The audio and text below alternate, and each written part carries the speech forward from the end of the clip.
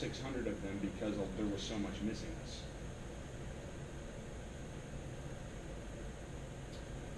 So here's the predicted response. And there you go. So, I know we're a little early here, but... is there a way to tell how many got used? Is there an output that says how many? Yes, there is. So you can, so when you go to neural, recall, okay, let's just 10, whatever, hit okay. Down at the bottom, sum of the frequency is 234. So there's 234 that was in the set that was not used in making the model, and there are 466 that were used to make it.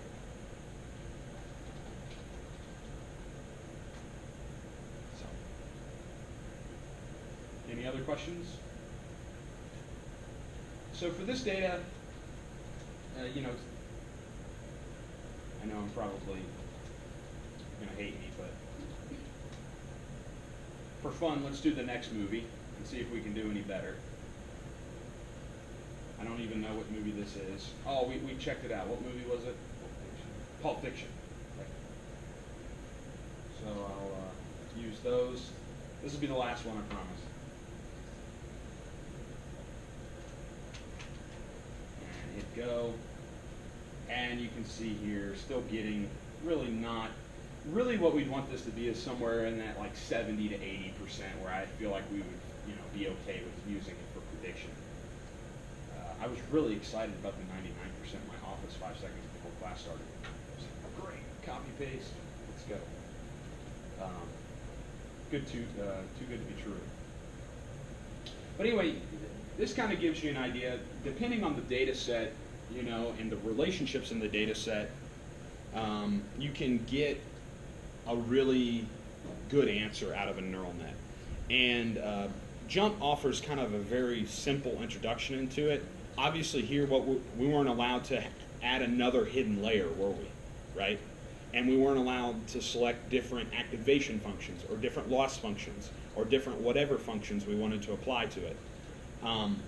In JMP Pro, you can do those types of things up to a certain amount.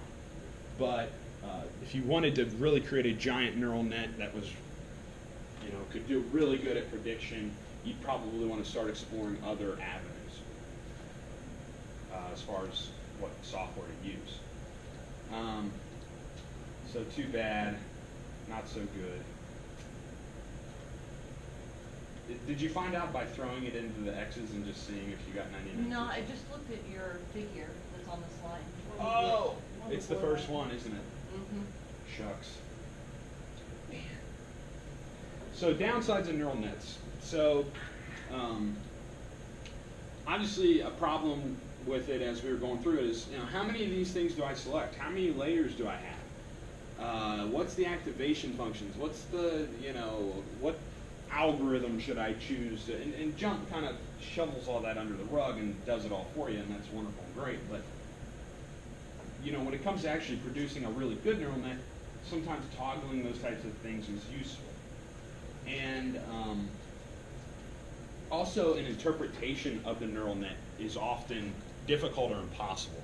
Because you have so many layers and nodes and stuff's connecting, you don't necessarily have a good way of knowing what variable was really important in the prediction, right? I couldn't go back and see, oh, hey, Pulp Fiction really was a strong predictor if you were going to like Dark Knight, or whatever. So kind of a black box, and so it's not necessarily good when you're wanting to really understand the fundamental relationships about data. You're just trying to do prediction. So what are the explanatory variables for other movies? Yeah, the other movies are the explanatory variables. Yeah, so we're hoping that how you would rate other movies would somehow help us predict what rating you would give to this movie. If you're interested in other neural net stuff, I checked this stuff out, and to show you guys one last thing before we go.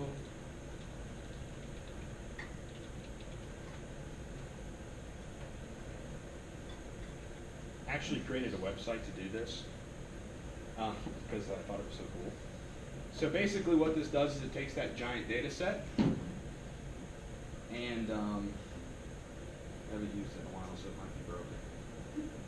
It's broken. Basically, what you could do is generate movies to rate, and then you would rate them, and then it would use an algorithm that I made to give you a new movie prediction.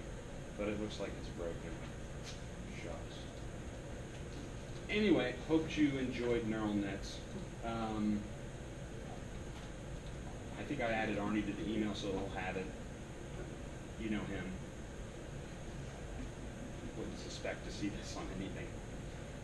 So I hope it's just kind of generally useful. If you're interested in any of it, shoot me an email. I've got more materials and stuff like that. You guys have a great day.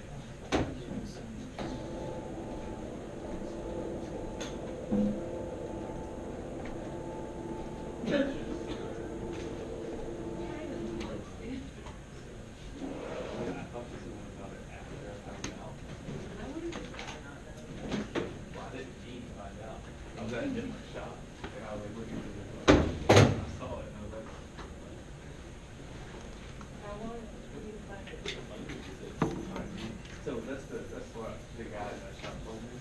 Kanji is like a dead language, nobody speaks it. But some people still interpret it. And so that is an extreme. So it's supposed to be extreme. Like the kanji or Japanese symbol for fat tattoo is wrong. An accident. Spring break when I was 18. Spring break.